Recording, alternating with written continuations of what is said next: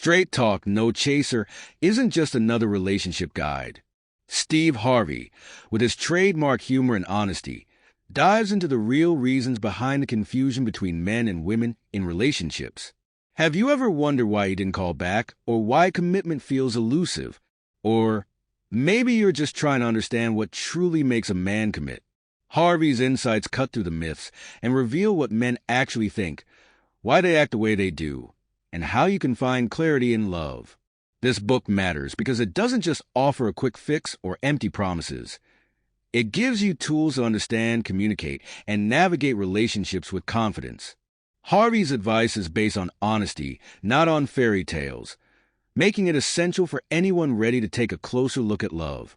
So, whether you're seeking a meaningful connection or wanting to deepen the one you have, Straight Talk, No Chaser could be the answer you've been waiting for. Let's get into it and discover the real secrets to a lasting, fulfilling relationship. This book is dedicated to the memory of my beloved mother, Eloise Vera Harvey, who taught me my love and faith in God, and to my father, Jesse Slick Harvey, whose sole purpose seemed to be teaching me how to be a man. That combination has kept me moving forward even in my darkest days. I miss them dearly. I hope I'm making them proud. Introduction. I can hear her heels clicking on the cement, each step growing louder, faster. She's practically running up the parking lot levels, skipping the elevators, just trying to catch me before I reach my car. As I finally turn to get into the back seat, there she is, breathless, but beaming. Steve Harvey. Steve Harvey. I've got the ring, she exclaims, holding her hand up, a shiny new ring catching the light as she waves it in front of my face. She's panting, catching her breath, and I can see the joy and pride in her eyes. You said to make marriage a requirement, Steve, she says, and if you wanted to keep being with me, he'd have to give me a ring. I did what you said to do. And here it is. I got my ring, Steve Harvey. It's stories like hers that I hear all the time now, letters, emails, people coming up to me at book signings and on my shows, telling me how my advice changed their approach to love and relationships. I hear from women who wish they'd had my first book, Act Like a Lady, Think Like a Man, years ago, when they were caught up with men who wouldn't commit or who didn't treat them right. They tell me that if they'd known back then what motivates men, they could have saved themselves a lot of heartbreak. I wrote that book to share the truth about how men think about love, sex, dating, and marriage, a no-nonsense guide to help women move past the myths and stereotypes about relationships with men and finally understand what makes us tick. But as much as I thought I'd covered, the questions kept coming. Women wanted to know more, to go deeper. Why do men seem to be all about work and status instead of love? Why don't men show their love the way women do? Why can't they just lead with their hearts? And for every answer I gave, there were dozens more questions left unanswered. I realized that while Act Like a Lady, Think Like a Man opened a door, it wasn't enough. Women wanted more insight, more advice, more understanding of how men operate in love and relationships. So, here we are. This time, I'm going further. In this book, I dig into questions like why men never seem to do what you want when you want it, how to get the most out of your relationship, and what men really think about commitment as they go through different stages of life, from their 20s to their 50s and beyond. I'm going to talk about what men think about the idea that they're intimidated by strong, independent women, and show you how to keep your standards high without scaring off a real man. I'll share how to ask men the right questions so you can get the real answers. And I'll give you proven ways to get a man to step up and commit if that's what you want. My hope is that by the time you finish reading this book, you'll understand men on a new level and see how simple we truly are. Men are not as complicated as they seem. We tend to approach situations with the same principles, time and again. There's no need to try to make sense of us by applying your own way of thinking or expecting us to act the way you would in relationships. You can't change a man. Many women have asked me, Steve, when are you going to write a book for men about what they should be doing? Well, here's the thing, no lecture, no talk show, no panel discussion is ever going to make a man pick up a relationship book. He's just not going to do it. Even if I gave it away for free, only a handful of men would bother reading it. And honestly, a man doesn't want anyone, especially me, telling him what to do in his own home. So here's what I say to you. Take this knowledge, this perspective I'm giving you, and use it to empower yourself. You hold the key to the kind of relationship you want. You've got a powerful set of tools that we men don't possess. It's these tools, your intuition, your emotional intelligence, that you can use to get what you want and deserve in a relationship. Change your approach, take back your power, and keep your head held high while you work on getting the love you deserve. You can do this. And if you're willing to try thinking about relationships differently, based on what you learn here, I believe you'll see real changes in the love you experience. Part 1. Understanding men. To understand a man, you need to see how he views the world. Men are always assessing and evaluating, but not through the same lens that women use. They tend to operate more simply, more structurally, always with a specific goal in mind. Life, for men, is a series of achievements, a chain of events and situations to conquer. And every man, regardless of his age or position, has an innate need to reach his goals and earn a title for himself that holds value and meaning. Chapter 1. The making of a man. When I was young, not even at an age where I was ready for marriage, I instinctively knew I wasn't yet prepared for a life of commitment. In fact, when I hit 24 and decided to get married, I didn't have the ability to meet the demands and expectations that come with a real, serious relationship. Sure, I believed in the idea of marriage because my parents had a successful one. They were together for 64 years, and they taught me about building a life that was stable and filled with love, strength, and resilience. But having these ideals alone wasn't enough for me. In the weeks leading up to my wedding, I didn't have a steady paycheck to support my soon-to-be wife. Deep down, I knew this wasn't right. I even brought it up with my mother, telling her that I was considering calling off the wedding because I wasn't working, and it just didn't feel right. My mother, being the kind of woman who wanted to see her child happily married, talked me out of it. She knew how devastated my fiancée would be if I canceled her dream wedding at the last moment, so she encouraged me to go forward. The invitations had been sent, everyone was excited, and she reminded me that I didn't want to disappoint anyone by raining on this parade. Years later, my mother actually apologized to me. She admitted that if she had understood how unprepared I was to be a good husband, she would never have encouraged me to go through with it. By then, we both knew what had gone wrong from the very beginning. I didn't know who I was, what I wanted to do with my life, or how much I would be making to support it. And as I explained in Act Like a Lady, Think Like a Man, everything a man does filters through these three things: who he is, what he does, and how much he makes. These three elements are essential for a man to feel like he's fulfilling his purpose. If any of them are missing, he'll be too preoccupied with trying to find that missing piece to focus on a relationship. He won't be ready to settle down, have kids, or build a life with anyone. In that first marriage, I had none of these things lined up. I dropped out of college and had started working at Ford Motor Company. Later, I was laid off and didn't find another job until a month after we got married. Sure, it was something to pay the bills, but I knew in my heart that this wasn't my calling. I was frustrated. How could I ask my wife to believe in me and my plans for the future when I didn't even believe in them myself? How could she know me when I didn't know myself? How could she reap the benefits of what I did and how much I made when I wasn't doing or making anything? I was frustrated, our finances were a mess, and we were always fighting about something. I wasn't ready to be a husband. Yes, she married a man by the definition of being a male, and I had some good qualities. I was kind and protective, and I proudly proclaimed that she was mine and I was hers. Good things came from our union, especially my children, my daughters Carly and Brandy and my son, Steve. But I wasn't truly a man in the way that matters most, and it cost us both. Looking back, I wish my father had sat me down and prepared me. Maybe he could have told me that there's a time when you need to stop fooling around in school, stop running after different women, and start focusing on what you're meant to do. He could have said, "Son, you have a few years to date and figure things out. But once you know who you are, what you're meant to do, and how you're going to make a living, find a partner who can help you achieve those things. That would have been a powerful lesson for my father to pass down.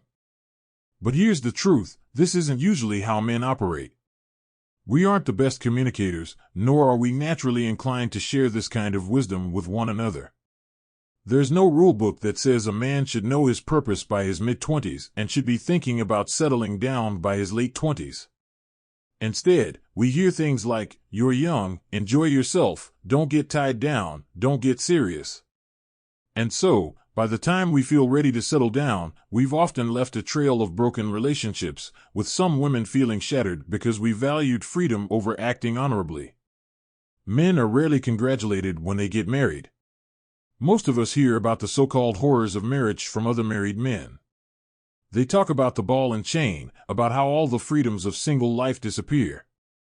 In male circles, conversations about marriage are often laced with jokes, as if it's a death sentence. But the truth is, marriage, when it's built on love, respect, loyalty, and trust, is the best thing that can happen to a man. It's the completion of his journey into manhood. And it's time we start teaching this to our young men. They need to know that there comes a point when you need to put the foolishness aside and get serious about finding a partner, building a family, and living a life filled with purpose, support, and growth.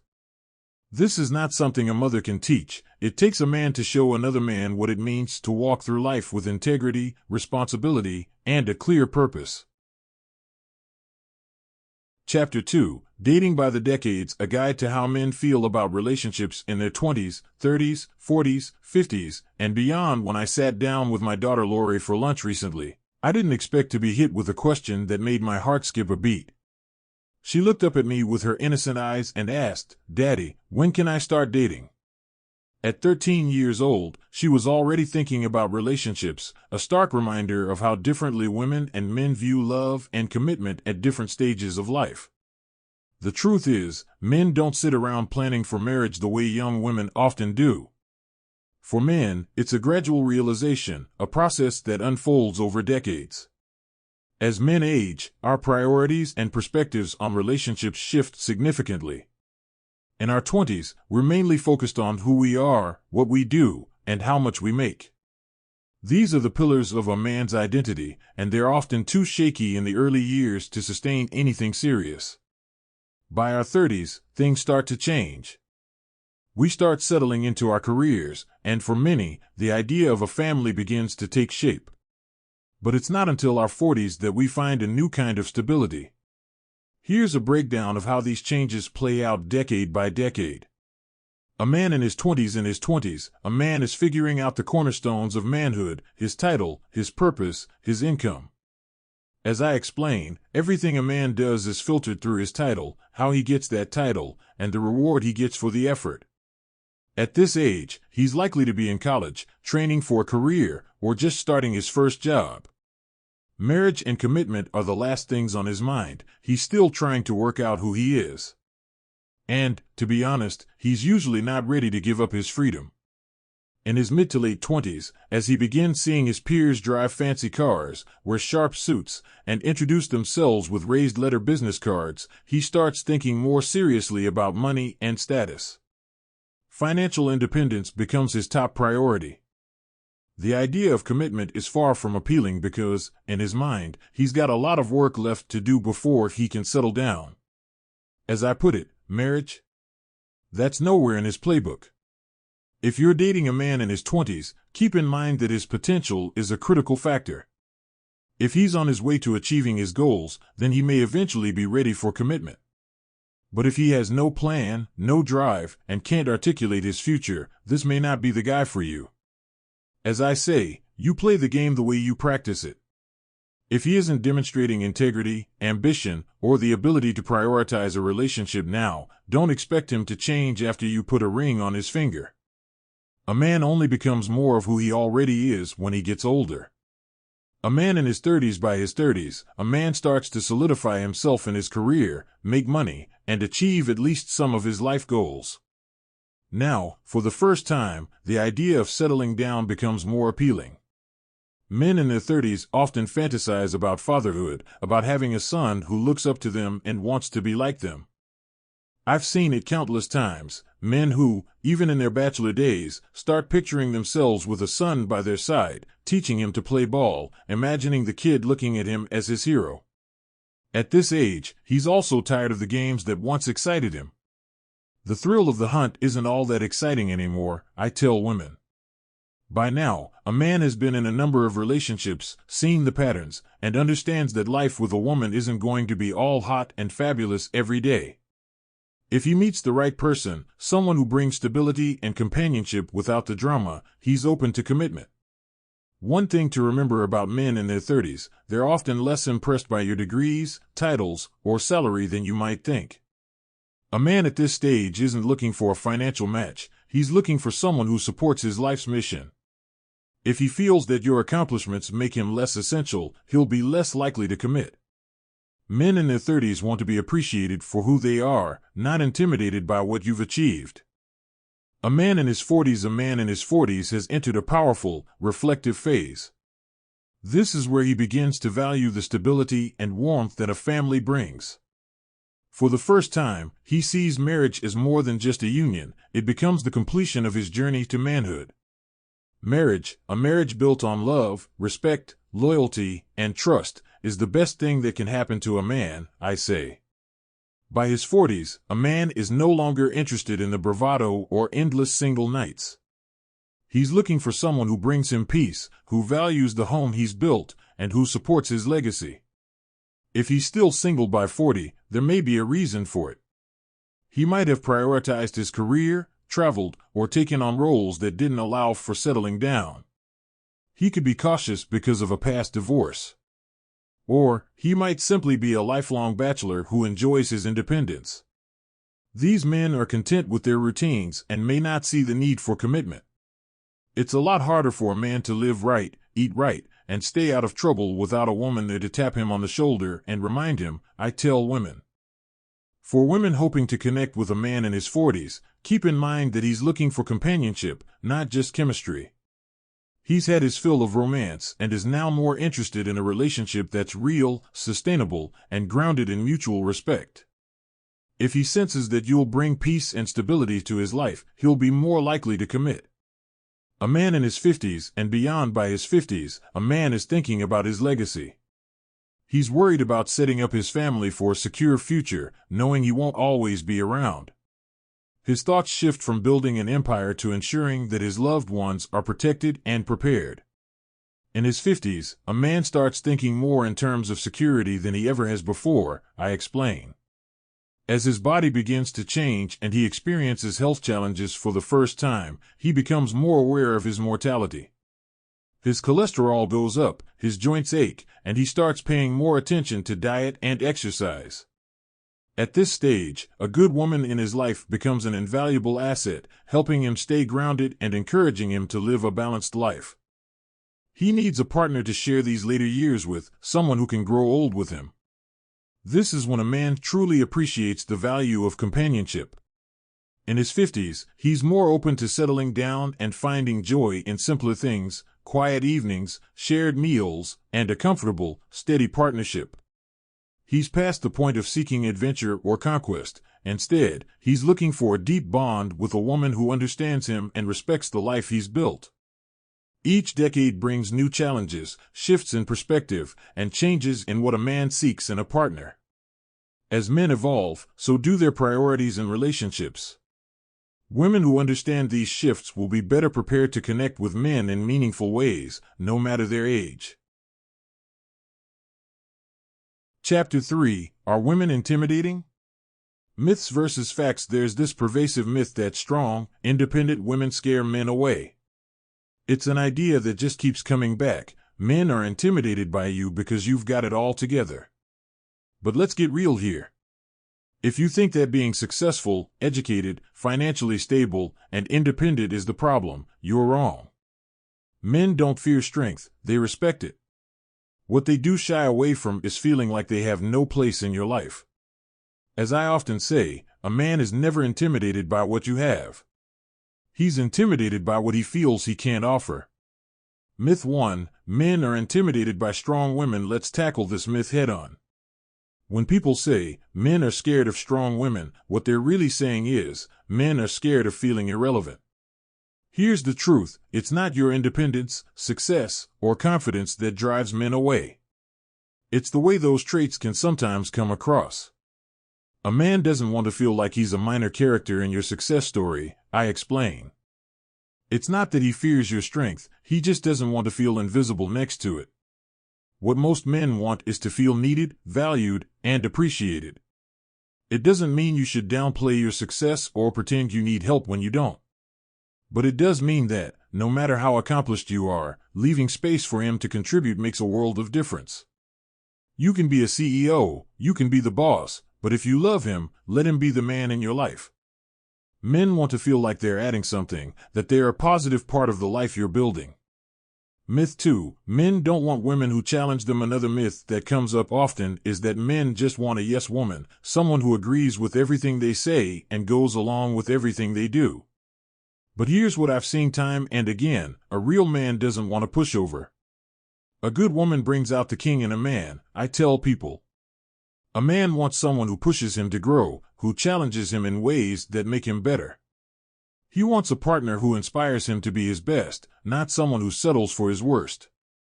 This doesn't mean constantly pointing out his flaws or nagging him about what he could be doing better. Men want someone who celebrates their victories and encourages them to aim higher. But if the challenge feels like criticism or judgment, he'll pull back. A man needs to feel that his partner believes in him, I say. He doesn't want someone who sees him as a project to fix. He wants someone who sees his potential and supports him as he strives to reach it. Myth 3. Men are intimidated by women with standards. Let's get one thing straight: men are not afraid of standards. They're afraid of feeling like they'll never measure up.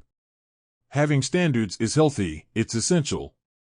But if those standards make a man feel like he's constantly being evaluated, judged, or compared, it can be exhausting.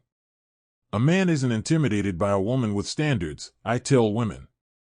He's only intimidated by the thought of being found lacking. The best relationships are those where both partners respect and uphold each other's standards. It's about finding a balance where he feels encouraged, not criticized, and where your expectations help both of you grow rather than tearing each other down. When a man feels respected, when he feels like he's contributing to something meaningful, he'll rise to the occasion. Respect is a two-way street. Respect is to men what love is to women, I explain. Without respect, a man won't feel secure, and without security, he won't commit. Myth 4. Independent women don't need a man. There's a common assumption that if you're independent and successful, you don't need a man. But let me tell you something: everyone needs someone. And men aren't afraid of a woman who can take care of herself. They're afraid of a woman who acts like she doesn't need anyone. A man is wired to provide and protect, I remind women. When he feels like he can't provide or protect, he feels irrelevant. Independence doesn't mean rejecting support. It doesn't mean going it alone just to prove a point. There's strength in being able to lean on each other. A man doesn't want to complete you, he wants to complement you. Letting him in, allowing him to contribute in ways that are meaningful to him, makes the relationship feel like a partnership. Independence and love aren't opposites, they're partners in creating something real and lasting. Myth 5. Men who date marry independent women are lazy and just looking for a sugar mama to take care of them. Here's another myth that just won't go away: that men who date or marry successful women are lazy, weak, or just looking for a sugar mama to take care of them. Nothing could be further from the truth. Men want to be with a woman who has her life together, who can support herself, and who challenges him to be better. But a man doesn't want to feel like he's along for a free ride. In fact, it's in a man's nature to want to contribute, to build, and to share the load. Men don't view successful women as sugar mamas. They view them as equals, as partners, as people they can build a life with. If a man is committed to you, it's because he sees value in the relationship beyond finances. A real man doesn't mind that you can pay your bills, he just wants to know that his efforts are still appreciated. He doesn't want a handout, he wants a hand in building something meaningful. If you're a strong, independent woman wondering if that strength will drive men away, remember this: it's not your achievements or success that make men pull back. It's the feeling that they don't have a place in your life, that their role is irrelevant. When a man feels respected, needed, and valued for who he is, he's inspired to stay. Keep being strong. Keep striving for success.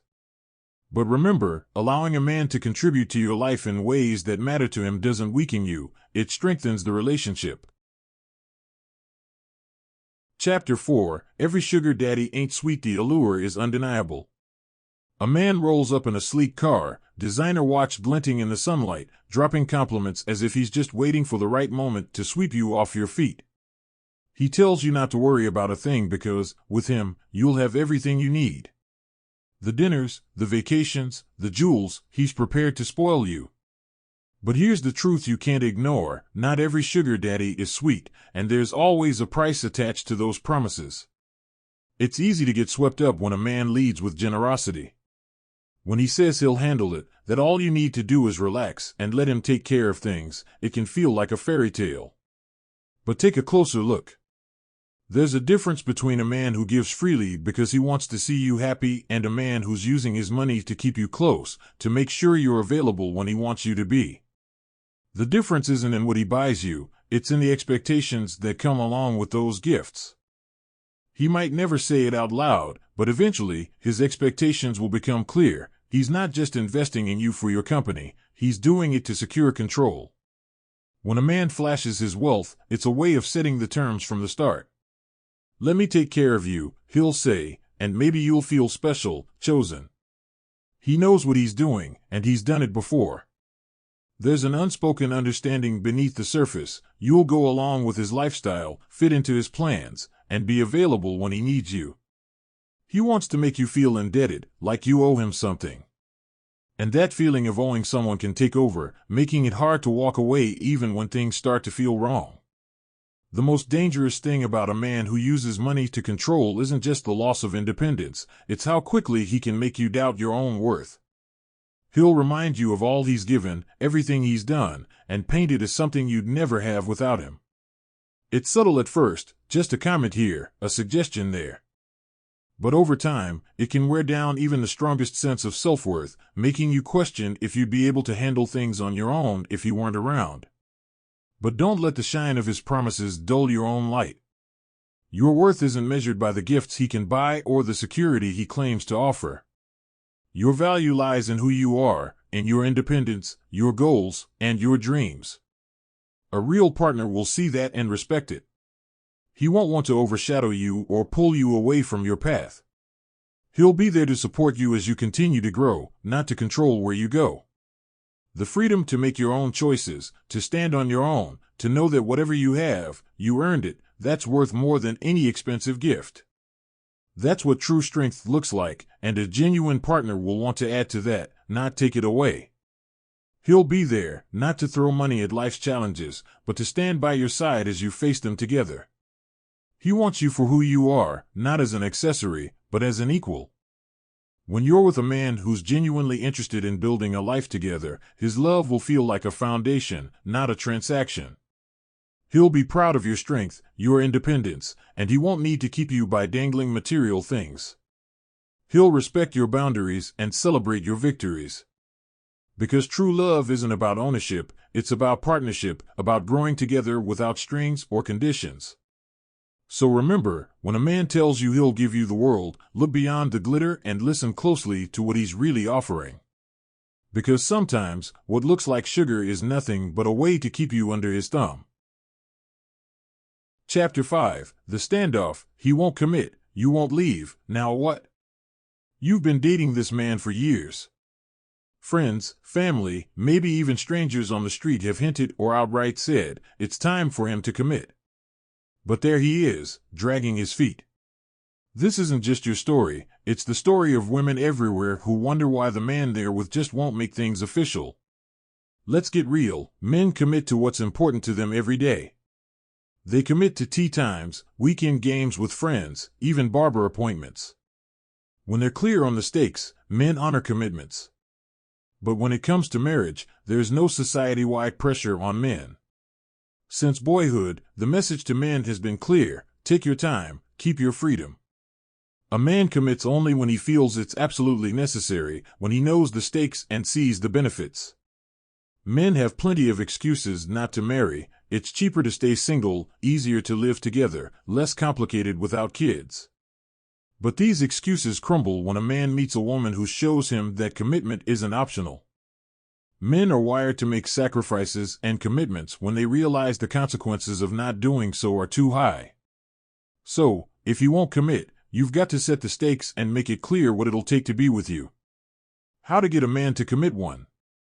Get yourself ready for commitment to receive a blessing. You have to make space for it. Steve shares the story about how, as a young man, he kept talking about getting a new car. But his mother kept pointing out that his old car was still sitting on blocks in the driveway. Only when he cleared it out did he receive his new car. The same goes for relationships. You can't bring in the right man if your heart and mind are cluttered with baggage from the past. Whether it's an ex, lingering anger over a past relationship, or dating someone you know isn't right for you, clearing out that old car on blocks makes room for the man you truly want. 2. Build a fence around your heart. It's easy to let stereotypes about men creep into your mind, thinking they don't want commitment, that all they care about is sex, or that the good ones are already taken. But bringing these biases into each new interaction builds a barrier that the right man may not be willing to climb. Standards are essential, but they should match who you are and what you offer in return. A man who climbs a 20-foot fence with barbed wire around it deserves to see a prize, not disappointment. Don't just demand he be rich if you're barely making ends meet, or expect him to be perfect if you're not living up to those same standards. Set reasonable standards that reflect your values and your worth, ones that signal to men you're open to a genuine, loving connection but won't accept anything less than respect and commitment. Recognize why you're sticking around. Sometimes we stay with a man, hoping he'll change or eventually commit, when deep down, we know he's not going to. Here are some common reasons women give themselves for sticking around and why each may lead to disappointment rather than lasting happiness. 1. If you're staying because of the kids, it's noble to want an intact family, but staying in a relationship where you're unhappy or disrespected teaches your children a skewed version of love. Kids need to see healthy, loving partnerships, not constant conflict or silent misery. You're their role model, and if they see you sacrificing your happiness, they'll learn that love is about suffering, not fulfillment. If a relationship isn't giving you what you need, explore other options to bring stability and peace to both you and your kids. 2. If you're staying, hoping he'll eventually propose, if he's not talking about marriage, if he's content with things as they are, then he's unlikely to change. Many men will coast in relationships without marriage if it's never required of them. Why would he add legal, financial, or emotional obligations when he's already getting everything without it? The benefits of marriage are often the woman's desire, not the man's. If commitment is what you want, make it clear and don't stay hoping for a ring he hasn't promised.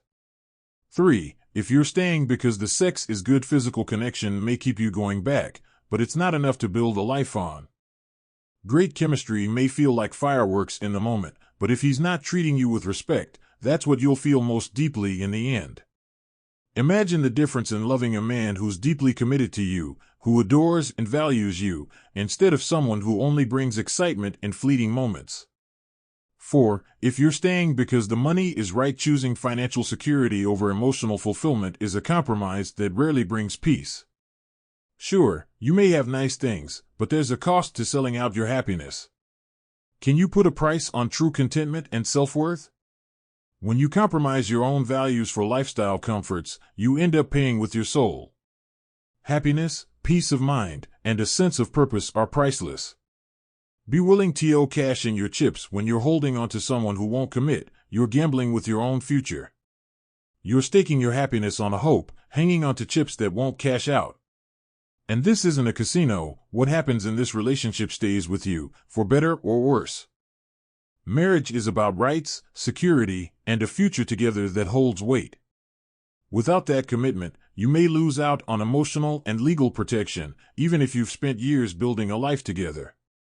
If you've done the work and asked him for commitment and he's still resisting, take a bold step and cash in those chips. Show him the consequences of not taking that next step with you. Men respond to the real possibility of loss. They'll make a change when they realize they can't have you otherwise. And if he walks away, let him go. He wasn't the man for you anyway. 12 ways to tell if your man is ready to commit. So, how do you know when a man is truly ready to make a lifelong commitment? Here are 12 signs that show he's willing and able to take that step. 1. He takes you to his place of worship, showing that he wants you involved in his spiritual life. 2. He thinks of you when you're apart and still appreciates you deeply when you're near. 3. He changes his phone number to cut ties with past relationships. 4. He invites you to help pick out his clothes, valuing your opinion. 5. He's willing to wear matching outfits, even risking his friends teasing, showing he's comfortable with being sprung. 6. He gives you a special nickname, something cute and private, even if it embarrasses him in front of friends.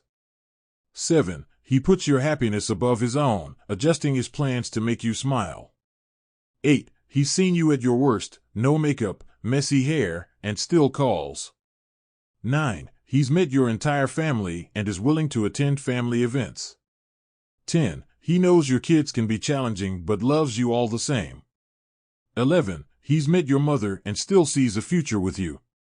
12. He introduces you to his family, understanding it could change everything. For ladies only. Sometimes, the breakup is a blessing. Leaving someone you've loved is painful, no doubt. But sometimes, letting go is the best decision you can make. Hanging on to a relationship that doesn't serve you or make you happy only drags you down. Breaking up gives you the freedom to reclaim your happiness and reinvent yourself. Use this time to rediscover who you are, explore passions you left behind, and define what you truly want in a relationship. Every ending is a new beginning, a chance to set new standards and attract a partner who values and respects you for who you are.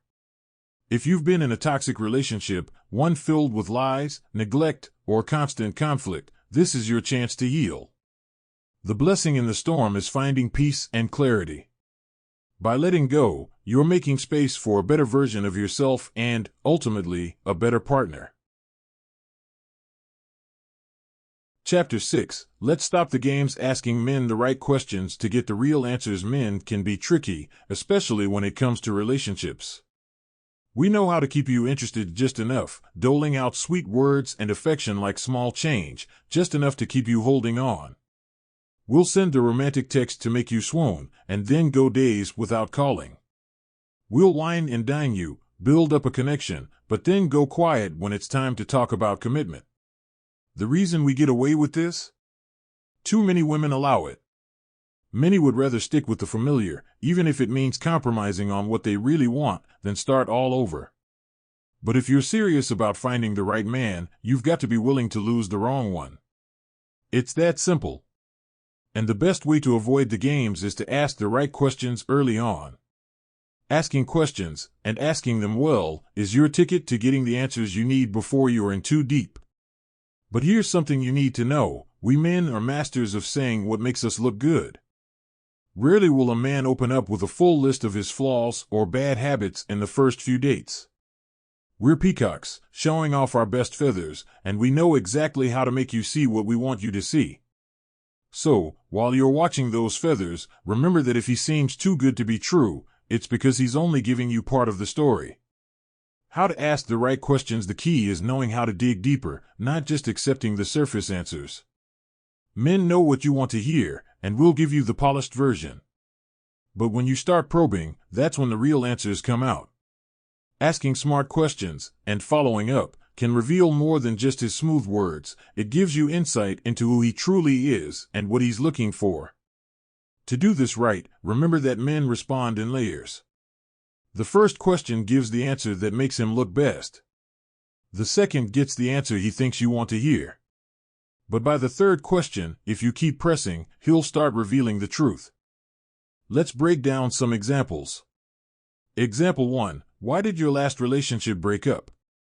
When you ask a man why his last relationship ended, his initial answer will be something safe, like, "I was trying to provide, but she didn't understand my work ethic." This makes him look like the good guy, the hard worker whose commitment wasn't appreciated. And it taps into your nurturing instincts, making you think, "I would support a man like that." Now, if you ask him, if she'd been more supportive, would you have stayed? He'll likely say something you want to hear, like, "Yes, I just need someone who understands me." Now he sounds like a committed man looking for understanding and loyalty, exactly what you're looking for. But don't stop there. The real question, the third one, is where you get to the truth. Try asking, "So if you were loyal, hardworking, and committed, how did things fall apart?" Now, if he's honest, he might admit, "Well, I found that loyalty elsewhere." Now you know he cheated. And while he's shown he values loyalty, you also now know that he may look outside the relationship if he feels unsatisfied. Example 2, the great dad. Let's say he's painting himself as an involved, dedicated father. You ask, "How's your relationship with your kids?" And he says, "It's amazing. My son's just like me, strong and athletic, and my daughter's beautiful and smart." Now he looks like the devoted dad you've always dreamed of, and you're probably thinking, "This man will make a wonderful father." But if you ask about his relationship with their mother, he'll likely say something you want to hear: "We do what's best for the kids, even though it's tough." He sounds like a superhero, enduring for the kids' sake. You might even start picturing him being that supportive figure for your future family. The real test, though, is the third question: how often do you see them? This will force him to admit that there's distance. Maybe he only sees his kids once a month, or he's got unresolved drama with their mother. Now, you know he's got some baggage that may affect his relationship with you. It's not about grilling him, it's about gathering information that gives you the full picture. My own experience when I met my wife, Marjorie, she knew my public history. She knew I'd been through 2 marriages that didn't work. And she wasn't going to settle for pretty words. She asked why my first marriage didn't work, and I told her the version that made me look best. I was always working and couldn't be there as much as I wanted. But Marjorie didn't stop there. She asked, "What happened that made you walk away?" I gave her what I thought she wanted to hear: "I want a committed partner who will support me while I take care of our family." Then came the third question: what really went wrong? And that was when I admitted the truth. I was too young, too immature, and I didn't have my life together. I resented anyone who doubted my dreams, but I didn't have a plan for making those dreams come true.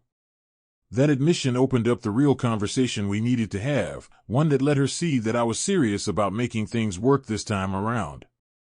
Finding the truth takes work. Getting to the truth is a matter of persistence, but it's worth it. You have to set aside your romantic ideas and get to the core of who this man really is. This doesn't mean you interrogate him as if he's in the hot seat. It means you calmly and confidently seek answers. When you start asking these deeper questions, pay attention to how he responds. Is he defensive? Does he dodge the question? Or does he open up and give you answers that feel genuine? Remember, men don't often volunteer the whole truth up front. If you want to avoid surprises down the line, these questions are your tools. The power of 3 questions. Every question you ask should help you get a little closer to the truth. Remember, 1. The first question reveals what makes him look best. 2. The second question gives you what he thinks you want to hear. 3. The third question forces him to dig deeper, often revealing the real story. Men will try to give you the answers that keep you interested, but if you want a relationship based on honesty, keep asking. Not only will you see through any facade, but you'll also give him a chance to be real with you, setting the foundation for a genuine connection. A final note: if you're tired of getting played, it's time to stop giving away trust before it's earned. Use these questions to protect yourself, to really see the man behind the words, and make sure he's worthy of your time, your love, and ultimately, your commitment. By staying curious and asking the right questions, you're not only safeguarding your heart, but setting the standard for the kind of relationship you truly deserve. And when you meet the man who's willing to be real, who answers honestly without flinching, that's when you'll know you've found someone who respects you enough to tell the truth. No games, no tricks, just the real deal. Presentation is everything. Don't let your off day be her on day. Nothing catches our eye more than your graceful curves, soft skin, the shape of your eyes, and that certain way you glide across a room. Men notice these things every single time. What we aren't focused on: your job, your paycheck, or even how well you put a sentence together, at least, not in those first few moments. What's crucial to us?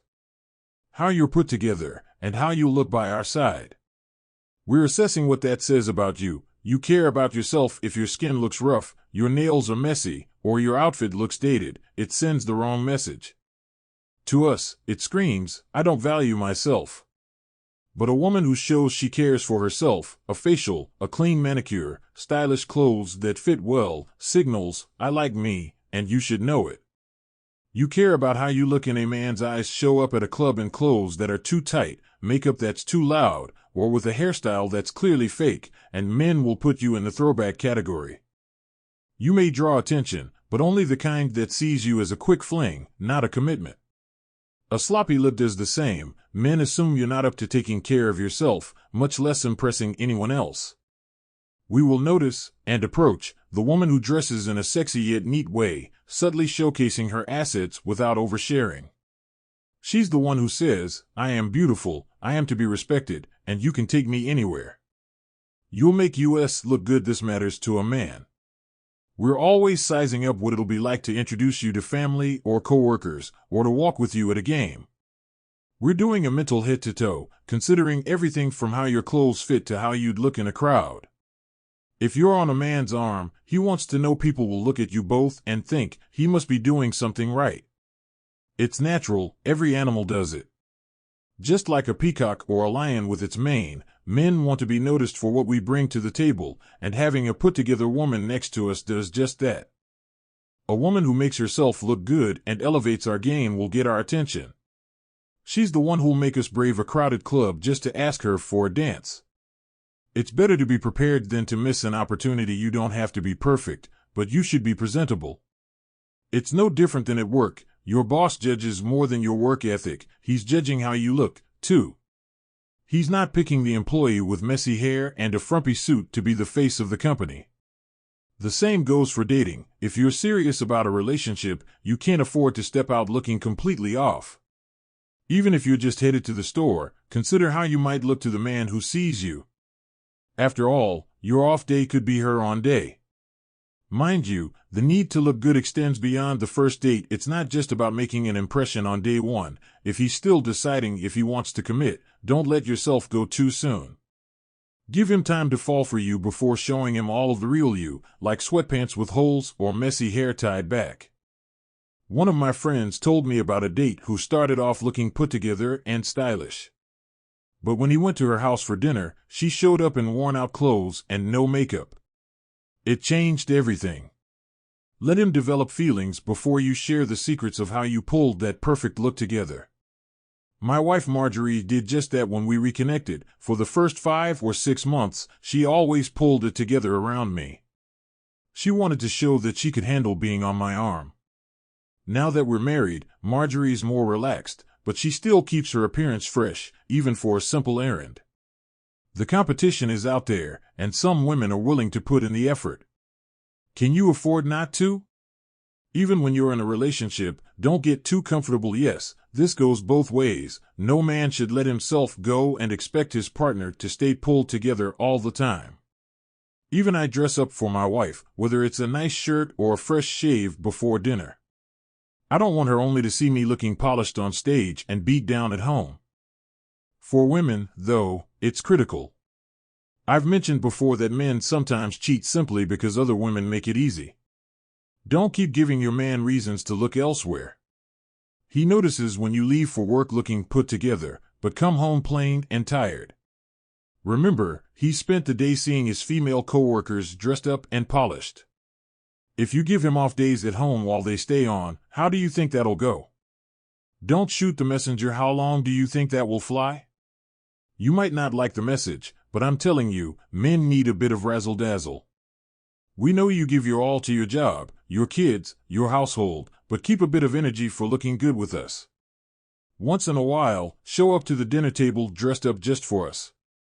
When you put on something special, tie your hair back later in the evening, and let him know you still care about turning him on. It keeps the attraction strong. When we're truly in love, we don't mind changes that come with time. But we don't want you to let yourself go. We want to see you still making an effort, keeping alive the same spark you had when we first met you. For ladies only. We know we're not going to stay the same guy you met. We'll have a potbelly, maybe a bald spot, and body parts won't function like they used to. But that's no excuse to let ourselves go, and it's unfair to expect you to keep up level 10 attraction while we're coasting. So, let's do this together, help each other stay on track with health and style. Find hairstyles and clothes that suit where we are now. Exercise together, find a dance class, or go for walks after dinner. Doing this helps us both stay attractive to each other. Put in the effort together, and you'll each be showing love in the way that matters, helping each other shine, inside and out. Chapter 8. The Cookie. More on why men need it and why you should keep it. Sex, or as I like to call it, the cookie, is something men absolutely need. For men, it's a fundamental, powerful urge, as essential as breathing. Nothing matches the sense of release and confidence-building satisfaction it provides. And because of this, men will go to great lengths to satisfy this need. It's more than just a want, it's a vital part of their physical and mental balance. But here's a fact women need to understand. For men, sex can be just an act, something separate from love or a deeper emotional connection. Men have no issue enjoying the physical experience and moving on without attachment if they don't feel a genuine bond. We don't always want to cuddle, talk, or build something meaningful afterward unless our feelings are truly involved. Often, it's about the immediate need, not long-term commitment. Why the cookie matters. So here's where you come in. Many women think giving up the cookie will deepen a man's feelings, making him want more than just the physical connection. But this is where men and women tend to see things differently. A man may take the cookie because it's offered, but that doesn't necessarily mean he's looking for a relationship. If he's only in it for the physical, he'll likely leave as soon as his need is satisfied. He's enjoying the cookie, yes, but his heart isn't engaged. That's why I suggest the 90-day rule, to withhold intimacy at the start of a relationship. Give it time before giving him access to that part of your life. This isn't about playing hard to get, it's about seeing if he values you beyond just the cookie. Waiting allows you to observe if he respects you, if he's willing to meet your standards and invest in the relationship. By setting this boundary, you're showing him that intimacy with you is special. Treating sex as something special. When a woman treats sex as something valuable and doesn't offer it easily, a man realizes she's different. It becomes something he wants to earn. But if intimacy is treated like a casual fling, he's likely to treat the relationship the same way. The one thing that will make him want to stay and invest emotionally is if he sees you as a prize, a woman who respects herself and doesn't just offer herself casually. For a man in love, sex with the woman he's committed to goes beyond the physical. It's the culmination of his desires, something that brings him joy and fulfillment. When he has that connection, it means everything to him, and he'll do anything to keep it. He feels complete and rejuvenated, more deeply connected than with anyone else. That's why true love, when combined with intimacy, becomes a pot of gold for men. Committed sex versus flings. Even in committed relationships, there will be times when intimacy can wane. Daily stresses, family life, and responsibilities can make it hard to keep up the initial spark. But even with these changes, a man's desire for sex usually remains, especially if he's committed and truly cares about his partner. This doesn't mean he needs it every day, but intimacy with the woman he loves is a key part of his well-being. Some men, however, make the mistake of seeking this fulfillment elsewhere, especially if they feel neglected or unappreciated. This doesn't mean he's not in love with his partner. Often, a fling outside of his relationship is just about physical release, not emotional connection. This doesn't justify his actions, but it reveals the importance of feeling valued and connected. Keeping your relationship strong. No one expects you to be available all the time or meet every need, but working together to maintain a strong bond can make all the difference. Open up a conversation about your needs, your dreams, and what you both want out of life together. Maintaining this level of communication and understanding keeps both of you emotionally invested. The best relationships require work and honesty. If your man is falling short, or if your connection feels off, don't hesitate to talk about it. Just remember to approach these discussions gently, with respect and encouragement. Men aren't always aware of what they're lacking or what you need from them. But by being clear and supportive, you both can grow together and keep the relationship exciting. 5 steps to turn up the heat with your man. 1. Create a peaceful setting. Invite him somewhere calm, like near water, where you can both feel relaxed. A beach, a quiet park, or even a candlelit bath at home can set the tone for an open conversation about your relationship. 2. Start with a compliment. Before you offer any criticism, begin with what he's doing right. Highlight the things that bring you happiness. This will make him more receptive to feedback. 3. Be specific about your needs. Talk about what you'd like to see more of, mentally, emotionally, and physically.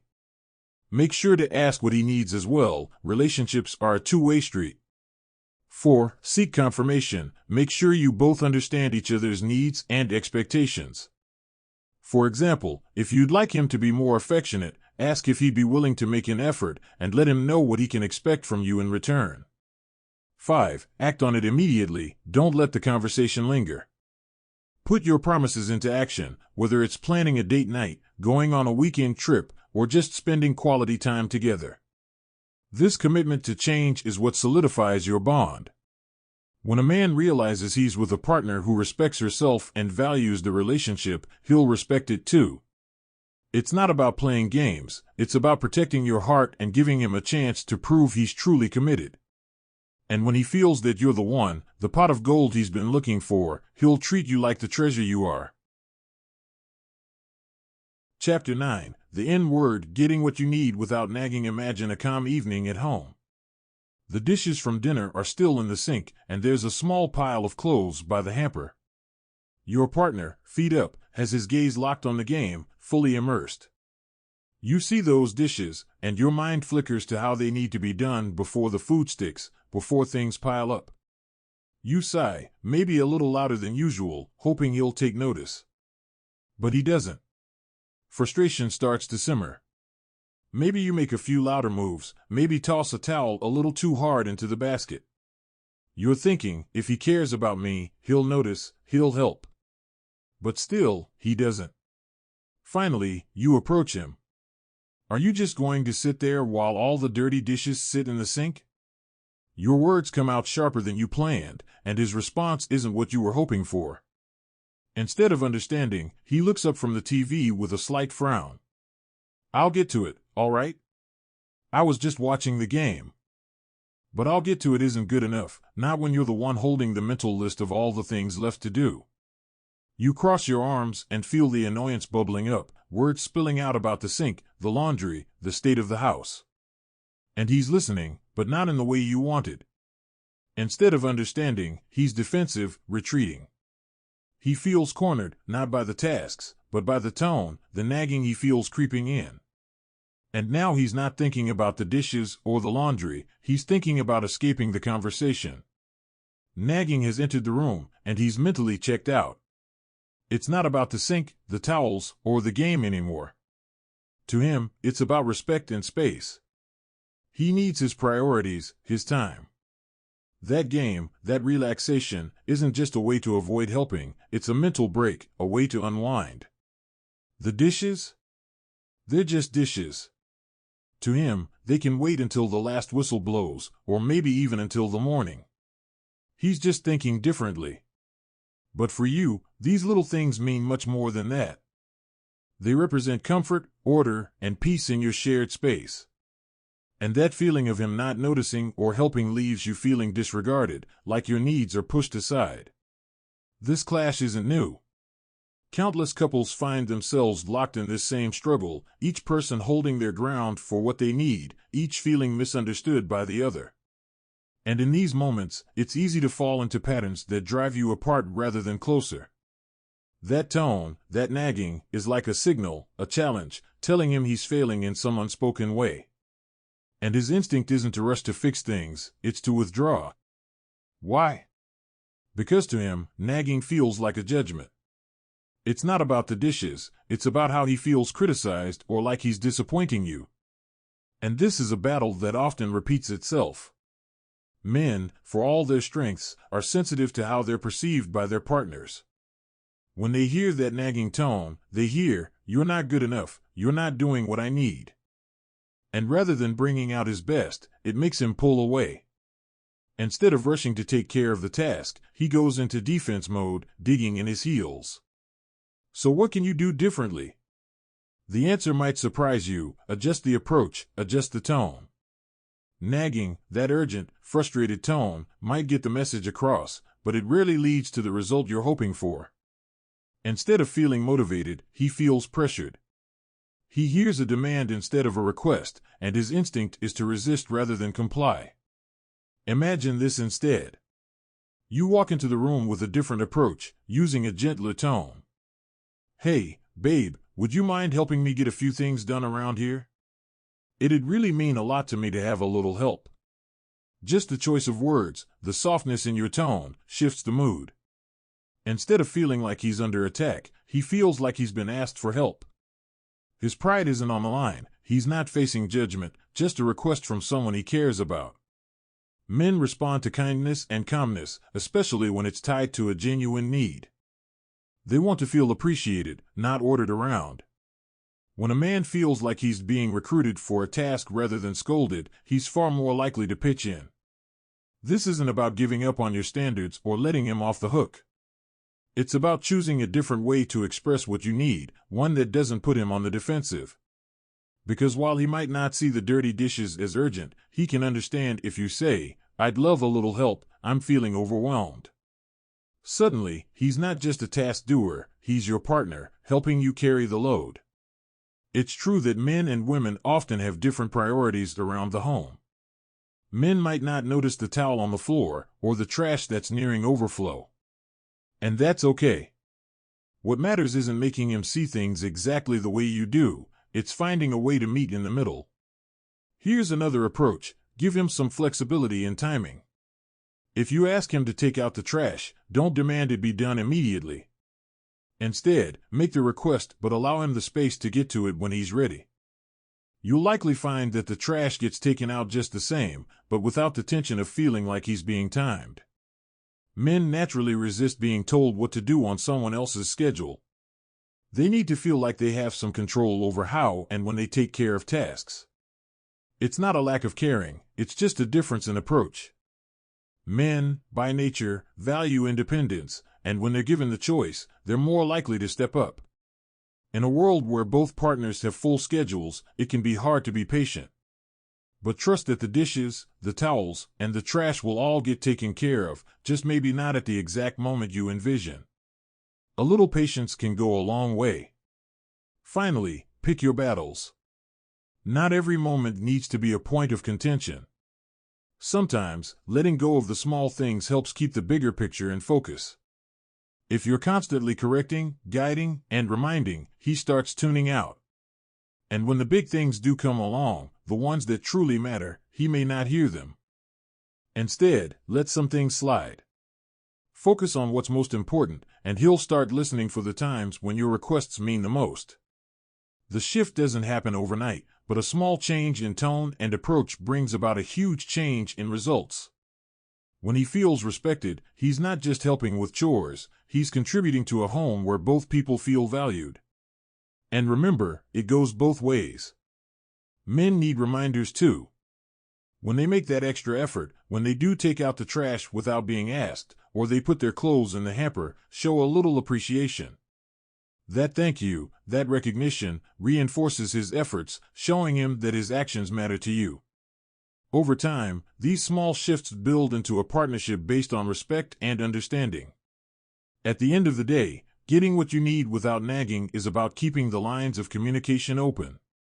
It's about treating each request as an invitation to connect, a reminder that you're both in this together, building a life where each person feels heard, supported, and appreciated. And when both partners feel that way, the small stuff, dishes, towels, trash, has a way of taking care of itself. Chapter 10. Show your appreciation. A little bit of gratitude goes a long way. Imagine this: a quiet afternoon, no work, no noise, just a moment of pure relaxation. There I was, on my way to the comfy chair, a fine cigar waiting, ready to enjoy the silence. But as I passed the living room, I overheard Marjorie, my wife, on the phone, and what she said made me stop dead in my tracks. "Girl," she said, "I'm so fortunate. My husband is always doing thoughtful things for me, even when he doesn't have to. He works hard, and he's so kind and considerate." Now, Marjorie has a way of talking about me that just melts me. It was unexpected, this praise, and it was simple, just a handful of words. But right then, I felt this surge of joy that practically lifted me off my feet. I was that little boy again, beaming because someone was proud of him. Before I even knew what I was doing, I headed straight to the phone, calling her favorite florist. "Listen," I said, barely catching my breath, "I need a delivery of her favorite roses at the house by 4 o'clock. And with that small gesture, I knew I was in for one of those smiles that could light up the world. That's the power of appreciation, and for a man, nothing feels more uplifting than a sincere word of thanks. From the time we're kids, boys respond to praise. Think back to those early days when a mother might say, "Look at my little man, carrying those heavy bags like a champ." And just like that, the boy goes back to grab even more, just to see her smile and say those words again. Appreciation, hearing that we're valued, gives men a joy that's hard to match. This isn't just a boyhood trait, it's something men carry all through life. When Marjorie shows her appreciation, it's like winning the lottery. It's the simple act of being seen, of knowing we're valued. For most men, that doesn't happen too often. Rarely do we hear "job well done" from a boss, and even among friends, gratitude doesn't make many appearances. And at home, for those everyday actions, the things we try to get right, even if we're just doing our best, it's easy to feel like we're just part of the scenery. For me, Marjorie's appreciation is golden. She notices even the little things, like planning a family outing or a small fix-it project, and her words feel like sunshine on a cloudy day. And that's what makes a difference, that bit of gratitude. The unseen efforts. Now, I know that women bear a huge part of the load. I've seen how hard Marjorie works, not just for the family but for the home, her career, and everything in between. She's often the one holding it all together, making the big and small sacrifices that keep our lives running smoothly. And yet, there's a reason why men, too, need to hear those words. For most men, the day is full of effort, pushing through work, the world's challenges, and even personal battles, and we come home hoping to find just a bit of recognition for what we're trying to do. We're taught from a young age that our value is in providing, in protecting, and that means a lot to us. When our partner acknowledges those things, it's like a burst of validation, a reminder that the sacrifices and the hard work aren't going unnoticed. Take my friend Rick, for instance. His wife, Gwen, had no idea how much he appreciated helping with the kids. One day, one of her friends praised him, saying, "Wow, Rick does a lot for the girls. My husband barely notices what needs to be done." Rick might not have said it out loud, but hearing that acknowledgement made him feel 10 feet tall. It validated the small but consistent efforts he made each day, and you better believe he felt prouder for it. But when Gwen rolled her eyes, dismissing it as just part of being a dad, Rick felt deflated. Here's the thing, many of the everyday things women juggle, childcare, chores, planning, don't always come as naturally to men. We can be eager to step in, to learn, to help, but we're not often trained in that role. Yet, when we do get it right, that little thank you can mean the world. If you encourage a man when he steps up, it strengthens his desire to do it again. For women, this kind of gratitude may seem unnecessary, but it's like gold for men, who thrive when they feel valued in their homes. The ripple effect of kind words appreciation changes the game. Picture this, Marjorie says to me one day, "Steve, I love your spontaneity. You're a joy to be around." Now, I'm not thinking about spontaneity, I'm planning a solo weekend getaway. But hearing those words made me invite her along and include the kids, too. We turned that weekend into a family affair, all because of her genuine, simple appreciation.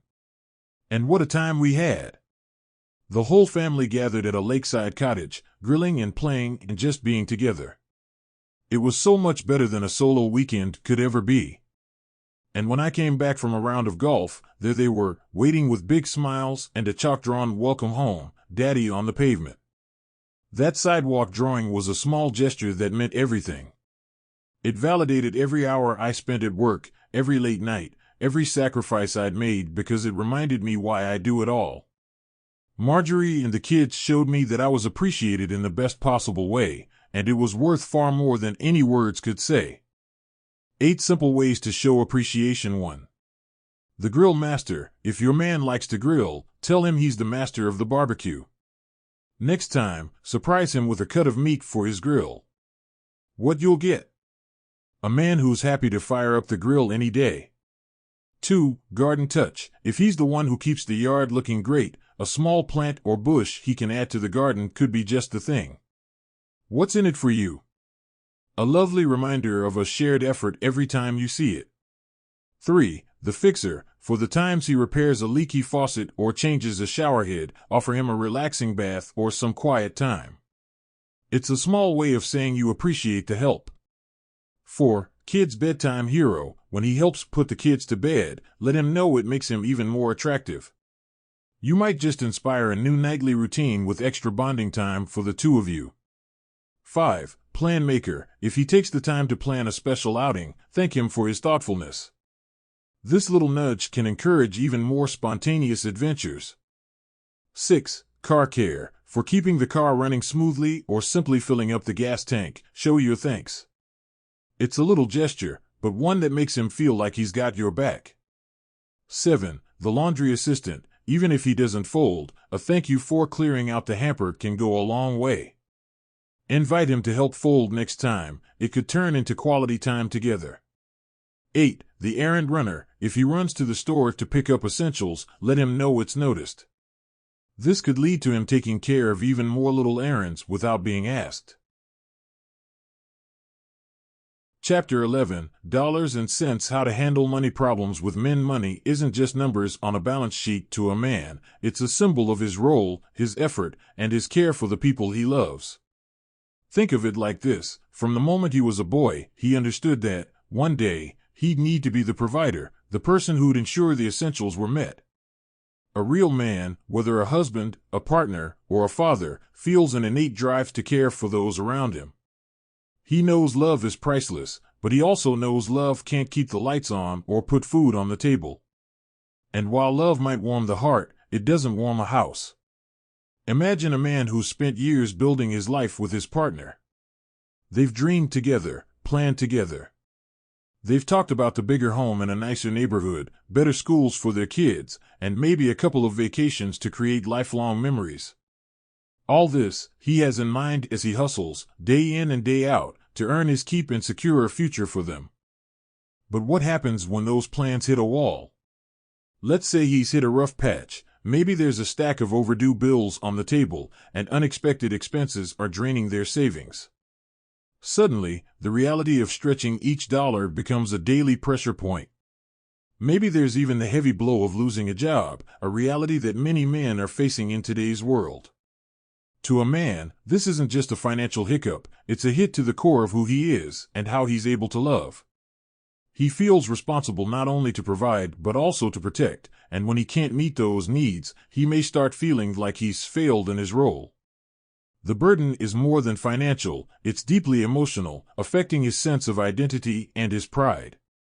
This can make him seem distant or withdrawn, more irritable than usual, and sometimes even physically tense.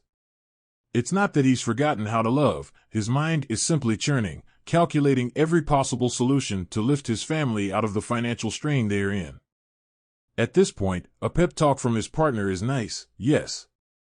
A reassuring "we'll get through this" can bring comfort. But it doesn't change the weight he's carrying. No matter how much his partner may try to assure him that they'll face it together, he knows he's the one who needs to turn things around. And in his mind, it's all on him to get them back on track. This is a man's world, and in his world, failure to provide feels like failure, period. Now, when he runs into an old friend and gets that dreaded question, "So, what have you been up to?" the embarrassment sets in. He may find himself forced to say, "Nothing much," or dodge the question with a strained smile, especially if he senses his friend might already know his circumstances. In these moments, even the most loving words from his partner can seem distant and abstract. So what's a partner to do when love alone can't lift that heavy cloud? 1. Organize your money and give him a sense of control. Money issues are about the bills, sure, but they're also about creating stability, together. One way to strengthen this stability is by setting up 4 bank accounts, one for shared household expenses, one joint savings account, and 2 separate individual accounts for personal spending. By having these accounts, he feels like he's contributing, even if he's not able to bring home the income he once did.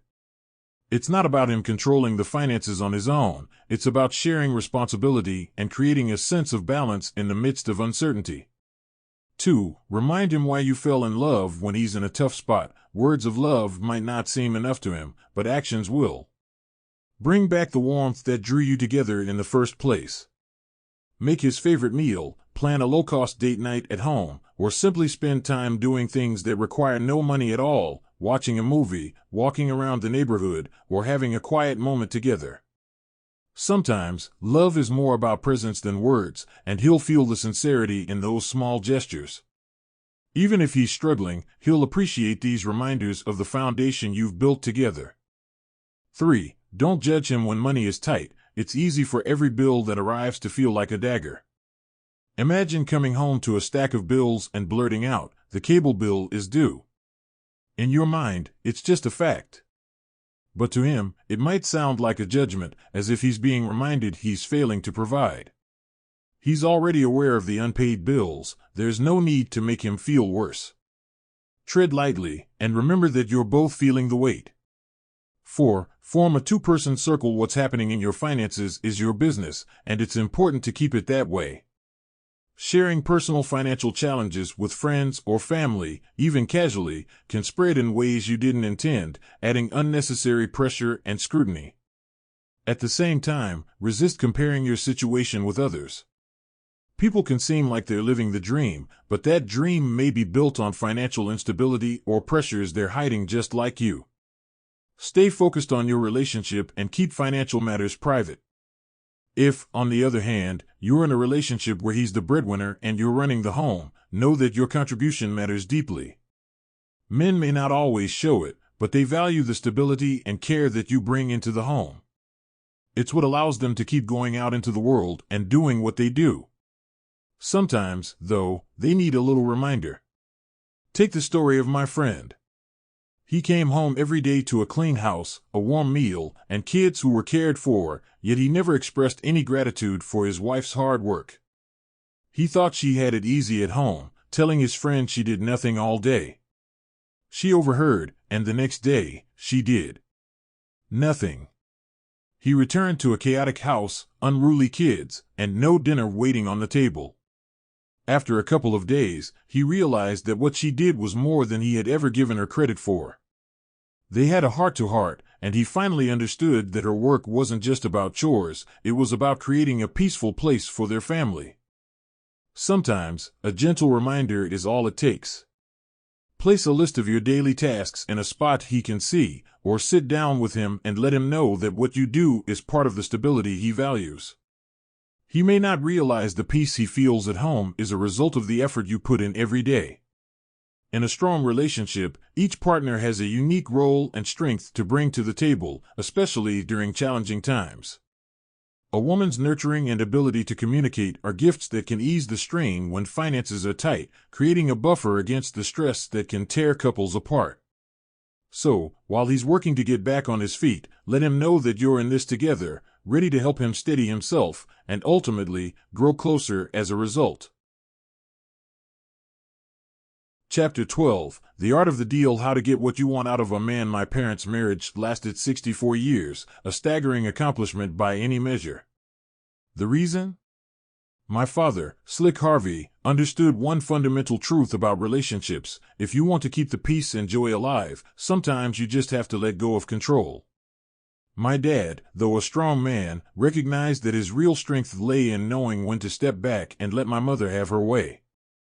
This wasn't about him giving up his identity or losing respect. It was a calculated move, a delicate art of negotiation that allowed him to enjoy his life while making sure my mom felt valued and heard. There's a memory that brings this lesson to life for me. One day, my mom decided she wanted eggs, not just any eggs, but a specific carton sold all the way across town at the new Southland Shopping Center. We had a perfectly good store right up the street, selling the same eggs, but no, she was set on Southland. My father didn't hesitate. He started putting on his coat and hat, ready to drive her wherever she wanted. My brother, trying to be logical, pointed out that it was a waste of gas and time. But my dad stopped him cold. "It's not about logic," he said. "It's about what your mama wants. I'm taking her there because it makes her happy, and if I do this, I'll have a peaceful evening playing pinochle with my friends." That was it, the art of the deal in action. From that day on, I understood the core of my father's wisdom. There are moments when men can stand their ground, but the wisest among us know when to bend to keep harmony in the home. Happy wife, happy life, they say, and there's truth in it. A good relationship isn't about domination, it's a delicate exchange of give and take. Men have an innate sense of the art of the deal. It's in our DNA, and we've been negotiating since we were kids. Every playground game, every lunchroom trade, every friendly bet, all of these were small lessons in exchange. At work, at home, and even in friendships, men often view interactions as opportunities for deals. "I'll do this for you if you do that for me" is a mindset many of us bring into relationships, whether we realize it or not. This isn't to say that men are selfish. We provide and protect without expecting something in return because it's who we are. Yet, if there's something in it for us, we're all the more motivated. My wife, Marjorie, is a master at using this principle. She knows that if she wants my help with the kids or wants me to sit through a musical, she only has to suggest that there might be a reward waiting for me afterward. It's not manipulation, it's her knowing what makes me tick. And so, I'll go along with her plans, knowing I'll get some time to relax or pursue my own hobbies later on. One weekend, we were in Cabo San Lucas. We both needed a break, but we also knew we'd need time alone as well as together. Marjorie kept my cigars stocked so I could unwind, and I made sure she had strawberries and her favorite drink. We gave each other time to recharge, me on the golf course, her at the spa, and when we came together afterward, it was magical. We'd both struck a deal, a series of small exchanges that let us fully enjoy our time together. If you're wondering how this applies to you, consider this: you can create harmony in your relationship through the same method. Here are some examples to illustrate how you can use the art of the deal in everyday life with your partner. Example number 1, the conversation: "Honey, I know that after a long day at work, the last thing you want to do is read bedtime stories to the kids. I totally get it. But it would mean the world to me if I could have just a couple of nights each week to unwind without the bedtime routine. The exchange: if you help with bedtime a couple of times a week, I'll make sure to give you the same quiet time on the other nights. The result: you both get the peace and relaxation you need, and the relationship strengthens through cooperation." Example number 2, the conversation: "Babe, we spend a lot of time together, and I love that. But wouldn't it be refreshing to spend a little time with our friends too?" The exchange: if you let me have a Friday night with my girls, I'll make sure you get a Saturday night with the guys. And then, on Sunday, it's just you and me. The result: each of you gets to recharge with friends, and the time you spend together becomes even more meaningful. Example number 3, the conversation: "We work so hard, and it feels like all our money goes to bills. Wouldn't it be nice to enjoy a little bit of what we earn now and then?" The exchange: if we cut back on a few expenses, like packing lunches and maybe using the train instead of driving, we could save a bit each month. Let's split it so each of us has a little fun money and the rest goes to something special for us both. The result: You're both working toward a shared goal while also enjoying a bit of personal freedom with your savings. When you strike these deals, keep one thing in mind: once you agree, hold each other accountable. If he follows through, make sure you do too, and vice versa. For deals to work, both sides have to keep their promises. Now, here's a tip especially for the ladies. You can use this approach to bring back the spark when your man starts to coast in the romance department.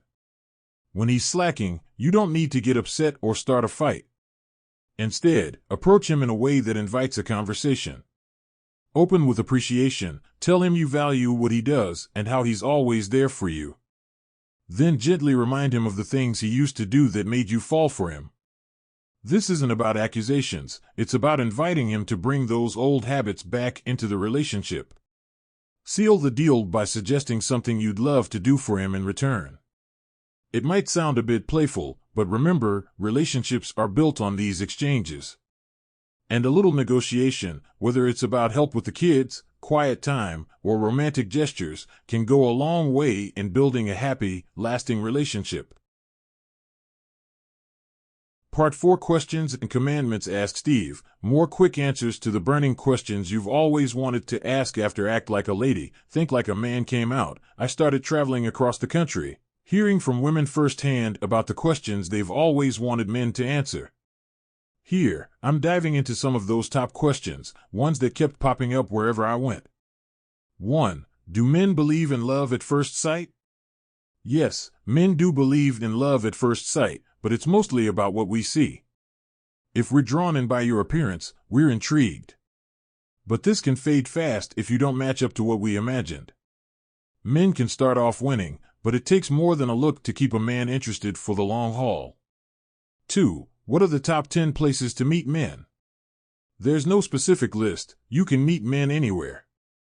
One of my friends even married his ex-wife's lawyer.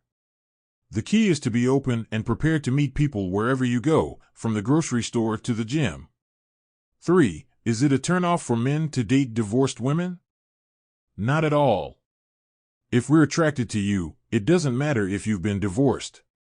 If he's interested, he'll pursue it, regardless of your relationship history. 4. What do men need after marriage to stay sexually interested? Variety and spontaneity. Doing the same thing repeatedly can get dull, so adding a bit of excitement and surprise keeps things interesting for both of you. 5. When a man says, "It's not you, it's me," or "I'm not ready for you," is he just sport fishing? Not always. Sometimes, men know they can't meet a woman's expectations and are honest about it. When he says he's not ready, take his word and move on. 6. For single mothers raising boys, what is the number one thing we can teach them to help them form healthy relationships with the opposite sex?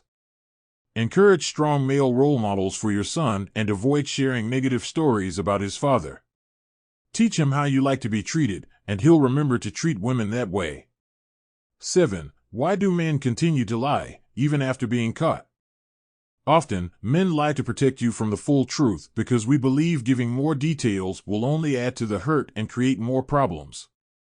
8. Why do men stop calling without any explanation? When a man's done, he's done. We often don't need closure, so we move on without feeling the need to explain. 9. Why are men uncomfortable showing their feelings? From a young age, we're taught to hold back emotions, so many men struggle with expressing feelings as openly as women. 10. How do I get my man to be more spontaneous? Offer a reward for it. Men respond to incentive, so if he sees a reward in it, he'll be more spontaneous. 11. Do men prefer sex with new partners over long-term ones? We can find variety within a long-term relationship. Mixing things up keeps the connection exciting. 12. Why don't men like public displays of affection? That's not entirely true, some men love it. But if your man avoids it, try initiating it. If he's proud to be with you, he'll reciprocate. 13. If a man brings me around his friends, does that mean he's really into me? Yes, it's a good sign. If you're never around his friends, though, he might not be serious about the relationship. 14. What makes men happy? Cookie. 15. What is a man's idea of a good woman? This varies, but most men want a woman who's loyal, supportive, and willing to share intimacy regularly. Those three traits are what keep us happy in a relationship. 16. What are the top things men look for to determine if you're marriage material? Marriage material is specific to each man, but generally, a woman who is clear about her standards and knows her value stands out. 17. Why do men become such a bore after marriage?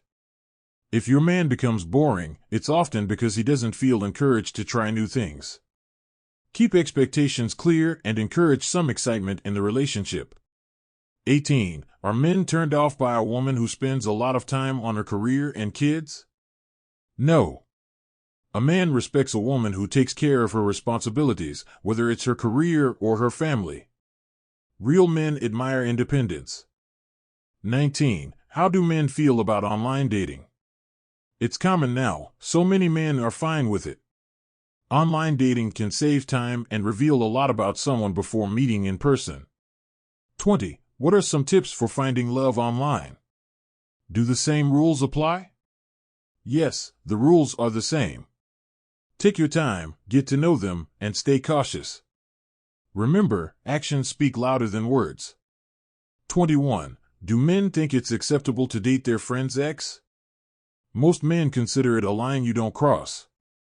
It's often taboo and can ruin friendships. 22. How do men feel about long-distance relationships? Long-distance relationships can work if both parties set boundaries and rules they're comfortable with, but it's essential to be realistic about the trust involved. 23. How do men get over getting hurt in relationships? Men generally move on quickly. The easiest way for a man to recover is often to find someone new and keep going forward. 24. Does age really matter to men? Age does matter to some, especially regarding maturity levels. Men seek someone they can connect with and don't want to be a parent in the relationship. 25. How do men feel about women going through their phones and checking up on them? We hate it. If there's trust in the relationship, there shouldn't be a need to look through each other's things. 26. If a man tells you he needs a break, does that mean it's over? Yes, it usually does. When a man says he needs space, it's often his way of saying he's ready to move on. 27. How do guys feel about hints from women who are attracted to them? Hints are fine, we appreciate the interest. But only if we're interested too. 28. Do men treat friends who become love interests the same as strangers who become love interests? No. Men rarely start friendships without at least some initial attraction, so it's different when they're already friends. 29. Are men influenced by friends when it comes to commitment? Absolutely. If his friends are wilding out and single, it's hard to resist joining in, but committed friends can help him stay on track. 30. Do men like romance? What do they find romantic? We do, but we often see romance as a path to intimacy. Women should still expect romance, but be aware that men interpret it differently. 31. Can men be friends with an ex without being sexually attracted? Yes, it's possible, but the temptation can sometimes make it tricky. 32. Do men get as bothered as women do when forgetting birthdays or anniversaries? We don't always show it, but important dates do matter to us, too. 33. If a man texts you consistently, does that mean he's into you? Not necessarily. It could mean he's interested or that he's texting several people. Real interest is shown by wanting to see you face to face. 34. Why are men so picky? Like women, men have standards. We know what we want and aren't afraid to hold out for the right fit. For the men. 10 Commandments to Pleasing a Woman. 1. Thou shalt give her free time, make sure she has time to pursue something she enjoys. 2. Thou shalt remember the small things, little gestures go a long way in showing appreciation. 3. Thou shalt consistently find new ways to say I love you, remind her that you love her through thoughtful notes or actions. 4. Thou shalt chip in help with housework or chores when you can. 5. Thou shalt help with the kids, offer to be involved in their daily routines. 6. Thou shalt embrace the art of foreplay, take time for romance to show her she matters. 7. Thou shalt respect her schedule, coordinate your plans with hers. 8. Thou shalt send her roses, just because thoughtful gestures make her feel valued. 9. Thou shalt remember the golden rule, choose happiness over always being right. 10. Thou shalt always take her side, show her you're supportive, no matter the situation. Glossary of Steve's Terms 1. What drives men? The combination of their title, career, and income. 2. The 3 Ps. Men show love by providing, professing, and protecting. 3. The cookie, sex. 4. The 3 things every man needs, support, loyalty, and intimacy. 5. The 90-day rule, a period for women to hold off on intimacy to gauge a man's intentions. 6. We have to talk, the phrase men dread most. 7. Fix-it mode, men's tendency to solve problems directly without overthinking. 8. Throwback, a woman with no self-respect or standards for suitors. 9. Sport fishing, casual dating without commitment. 10. Keepers, women with standards who demand respect. 11. Standards and requirements, a woman's expectations for a man's behavior in a relationship. 12. The 5 questions, key questions every woman should ask a man to understand his values and intentions. About the author, Steve Harvey began his career in stand-up comedy in the 1980s, quickly rising to fame with his unique humor and charm. He went on to star in The Steve Harvey Show, and he's now well known as the host of Family Feud and The Steve Harvey Morning Show. Through his success, he remains committed to inspiring and mentoring young people, especially in underprivileged communities. Deneen Milner is a writer and columnist for Parenting magazine. She's the author of multiple books and co-author of the best-selling Act Like a Lady, Think Like a Man.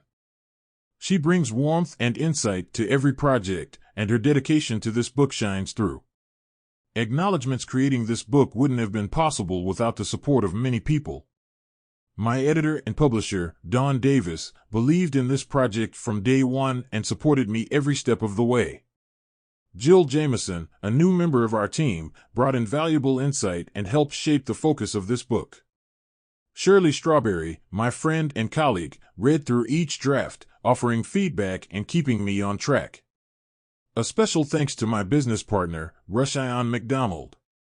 His dedication, hard work, and partnership have been instrumental in our success over the past 2 decades.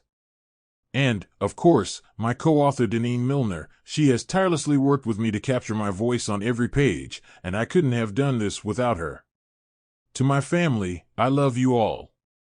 My kids, my grandkids, and most importantly, my wife, Marjorie, you are the light of my life and the source of my strength. Marjorie, you inspire me every day to be better, and you have been my rock. Thank you for being the love of my life.